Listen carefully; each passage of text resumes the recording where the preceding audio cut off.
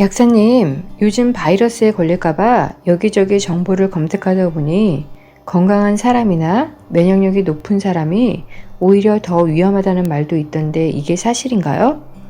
면역력을 높이는 영양소들을 먹는 것도 겁이 나네요. 안녕하세요. 호기심 약사입니다. 최근에 전 세계를 휩쓸고 있는 코로나 바이러스 때문에 면역력에 관련된 영상들을 올렸더니 이런 질문들이 쏟아지더라고요. 바이러스가 침투했을 때 사망하는 원인이 사이토카인 폭풍 때문이라는 기사가 뜨고 있는데요. 면역력이 강한 사람일수록 사이토카인 폭풍이 일어나서 오히려 더 위험하다고 하는데 그게 정말일까요? 사망자를 보면 대부분 만성 질환자들이거나 나이 드신 분들이었는데 왜 그런 말이 나왔을까요? 실제로 건강한 사람이 더 위험할 수 있다는 게 사실인지 제 생각을 최대한 객관적으로 설명드려 볼까 합니다. 사이토카인 폭풍에 대해 말씀드리기 전에 사이토카인이 뭔지부터 아셔야 하는데요. 인체에 바이러스가 침투하면 면역 체계가 가동되는데 사이토카인은 이 과정에서 분비되는 면역 물질로 면역 세포를 불러들이는 역할을 합니다. 사이토카인 폭풍이란 사이토카인이 과다하게 분비돼 정상 세포까지 공격하는 현상을 말하는데요. 사이토카인이 과다하게 분비되면 면역 시스템의 균형을 깨뜨려 염증 반응이 심하게 일어남으로써 정상 세포며 조직이 손상되는 거예요. 그런데 기사나 유튜브에서 보듯이 면역 세포가 과하게 생긴 사람이 건강한 사람일까요? 일반적으로 면역 시스템이 바이러스나 세균과 같은 병원체 감염에 맞서 싸울 때 감염 부위에서 생성되는 사이토카인이 호중구나 대식세포 같은 면역세포들을 감염 부위로 모이게 합니다. 감염 부위에 상주하는 세포와 추가로 모이는 면역세포들에 의해 염증성 사이토카인이 다량 분비되는데 이 염증성 사이토카인 자체도 면역세포들을 자극시켜 더 많은 염증성 사이토카인 생성을 유도합니다. 숙주 내에서 과다한 염증 반응이 일어나더라도 균형 잡힌 면역 시스템을 유지하고 있다면 염증 반응을 통제할 수 있습니다. 예를 들어 염증성 사이토카인이 넘치게 되면 반대되는 역할을 하는 항염증성 사이토카인을 분비하게 되는데요. 이렇게 면역 반응이 과하게 일어나면 면역 반응을 줄여 균형을 유지하게 하는 것이 바로 조절 T세포입니다. 하지만 조절 T세포는 불안정해서 어떤 조건에서는 원래의 조절 기능을 상실하고 오히려 염증성 사이토카인을 생성하기도 합니다. 이렇게 조절 T세포의 기능이 망가진 사람은 사이토카인 폭풍이 일어날 수 있죠. 평상시에도 만성 염증을 달고 사셨던 분들이나 만성 질환자들은 조절 T세포의 기능이 정상적으로 유지가 되지 않았던 분들이 많습니다. 그런 분들은 이런 위기 상황에서 굉장히 고위험군에 속하게 됩니다. 염증성 면역세포가 과항진된 사람이 건강한 사람은 절대 아니라는 거죠. 그렇다면 왜 조절 T세포의 기능이 망가지는 걸까요? 2015년 6월에 조절 T세포의 안정성과 기능을 유지하는 분자적 경로를 밝힌 연구가 의학저널 면역에 실렸습니다.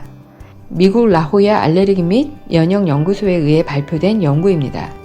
이 연구에 의하면 조절 T세포는 산소가 적은 환경에서 면역 억제 기능을 상실할 뿐 아니라 몸 전체에 많은 양의 염증을 일으키는 신호들을 생산한다고 합니다. 즉, 어느 조직이나 장기에 산소가 부족하면 조절 T세포가 제 기능을 잃고 불안정해져서 대규모 염증성 사이토카인을 생산하고요. 정상세포를 공격하고 염증이 심각하게 퍼지는 것이죠. 암이 발생하는 가장 큰 원인 중 하나도 세포 내 산소 부족이라고 알려져 있습니다.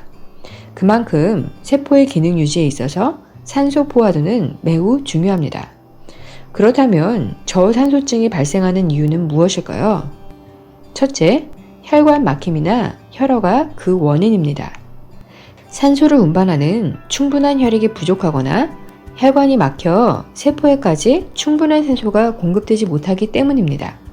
둘째, 세포막이 산화되어 산소 투과성이 떨어지기 때문입니다. 평상시 산화된 나쁜 기름을 많이 먹어서 세포막이 산화된 지방으로 둘러싸여 있기 때문에 충분한 산소가 세포 안으로 공급되지 못하는 거죠. 그러니 당연히 세포가 그 기능을 제대로 수행하지 못합니다. 세포가 에너지를 만들어내는 데에는 산소가 반드시 필요한데 말이죠. 제가 항상 좋은 기름을 먹어야 한다고 강조한 이유를 아시겠죠? 정리해보자면 세포막이 산화되거나 충분한 혈액이 공급되지 못하는 상황이 되면 세포 내에 산소 부족이 발생하고 조절 T세포가 불안정해져서 염증성 사이토카인이 대량 생산하게 됩니다. 과도한 염증 발현으로 정상세포와 조직까지 파괴되는 거죠. 지금과 같이 심각한 이때에 단순히 면역력만 업시킨다고 사이토카인 폭풍을 해결할 수는 없습니다. 면역 시스템의 균형이 가장 중요하죠. 만성 질환자들 대부분이 혈어와 저산소증에 빠져 있는데요. 때문에 만성 질환을 가지고 있는 분들이 사이토카인 폭풍으로 인해 사망하는 안타까운 일들이 발생하고 있는 거예요. 사이토카인 폭풍은 건강한 사람에게 잘 일어나지 않고요. 원래 염증 반응이 심했던 분들, 저산소증에 시달렸던 분들에게 잘 일어나고 이런 분들의 사망률이 높습니다. 제가 면역력에 좋은 영양소로 시아니딘 복합체를 추천한 이유가 바로 여기에 있습니다. 시아니딘은 강력한 항산화제로 세포막이 산화되는 것을 막기도 하지만 혈관 확장을 통해 혈류 개선 작용이 있어요. 시아니딘은 사이토카인 폭풍을 막는 데 도움을 줍니다. 비타민C 역시 시아니딘과 마찬가지로 항산화제이며 항바이러스 효과를 가지고 있고 사이토카인 폭풍을 억제하는 데 도움이 된다고 합니다. 하지만 고용량의 비타민C는 불안정해서 활성산소인 H2O2, 과산화수소로 바뀌기도 하죠. 물론 H2O2는 페록시다제에 의해 물과 이산화탄소로 바뀌지만 페록시다제의 효소가 부족하거나 고용량의 비타민C를 먹었을 경우에는 오히려 활성산소 때문에 정상세포가 위협받을 수도 있습니다. 고용량의 비타민C가 항암에 이용되는 이유도 비타민C가 활성산소를 발생시켜 암세포를 공격하는 데 도움을 주기 때문이라는 연구도 있습니다. H2O2 분해 요소인 페록시다제가 풍부하다면 활성산소가 생겨도 문제가 되지 않겠지만 개인에 따라 그 효소가 부족하신 분도 있죠. 따라서 비타민C의 항산화제로서의 효과도 개인마다 많은 차이가 날 수밖에 없습니다. 어떤 분들은 드시고 참 좋았는데 어떤 분들은 별다른 개선이 느껴지지 않는 게 바로 그런 이유 때문이라고 생각합니다. 저도 고용량의 합성 비타민C 요법을 한동안 해왔던 사람으로서 고용량의 합성 비타민C 요법이 모든 분들에게 잘 맞는 것도 아니고 또 그 효과를 완전히 무시하지도 않습니다. 개인차가 크다는 말이죠.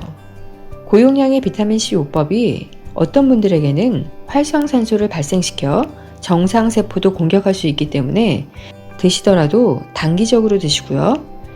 비타민C를 꾸준히 드시려면 천연 비타민으로 드시는 걸 추천합니다.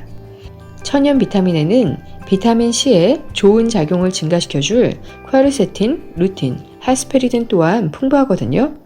함량보다 조합이 중요한 걸 잊지 마세요. 자연에는 서로를 보완해줄 조합이 훌륭하게 잘 갖추어져 있습니다. 세포의 저산소증을 개선하는 또 다른 영양소는 무산화된 모체 필수 지방산입니다. 모체 필수 지방산은 세포막의 구성 성분이기도 한데요. 이는 산화된 세포막을 복구시켜주는데 중요한 역할을 함으로써 산소 투과성을 높여줍니다. 산소 자석이라고 할 수 있겠네요. 모체 필수 지방산은 오메가3, 6를 모두 섭취해야 합니다. 미토콘드리아의 내막은 오메가6가 주성분인데 실제 우리가 섭취하는 오메가6는 모두 산화된 나쁜 기름이거든요.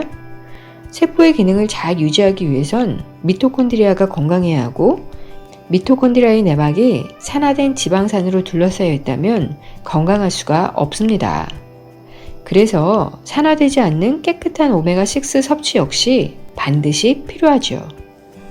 사이토카인 폭풍을 막기 위한 마지막 영양소는 면역 조절에 관련된 비타민 D와 베타글루칸입니다. 베타글루칸 설명은 다른 영상에서 이미 말씀드렸었는데요. 둘 다 면역을 단순히 항진시키는 것이 아니라 면역 조절에 관련된 영양소입니다. 좋은 면역 강화 영양제는 면역을 끌어올리는 게 전부가 아니고요. 면역 조절 기능도 반드시 함께 해줘야 합니다. 그래야 조절 T세포의 오작동을 막을 수 있기도 하고 과한 염증 반응도 조절해 줄 수 있거든요. 지금과 같은 때에는 어떤 영양소든 도움이 되는 걸로 꾸준히 드시는 게 좋습니다. 많은 학자들이 예상하듯 앞으로도 신종 바이러스가 출현하는 일들이 잦아질 듯 합니다. 만성 염증을 개선하고 혈화와 혈액순환 관리를 꾸준히 잘 하신다면 신종 바이러스가 와도 걱정 없을 거라 생각합니다. 혈액순환과 혈액 개선은 제가 많이 강조하는 이야기인데요. 얼마 전 올린 건강을 위해 반드시 해야 할 한 가지 영상을 꼭 시청해 주시기 바랍니다. 돈 한 푼 안 들이고 질환을 예방하는 방법을 올렸고요. 한순간에 좋아지진 않지만 꾸준히 실천하시면 많은 도움이 될 거라 생각합니다. 코로나 바이러스로 인해 많은 분들이 고생하시고 스트레스도 많으실 텐데요. 긍정의 힘으로 잘 이겨내시기 바랍니다. 응원은 서로에게 힘이 됩니다. 힘든 때일수록 서로를 응원해주세요. 제 채널을 시청해주신 분들께 항상 감사드리고요. 건강하시고 더 많이 행복하세요. 감사합니다.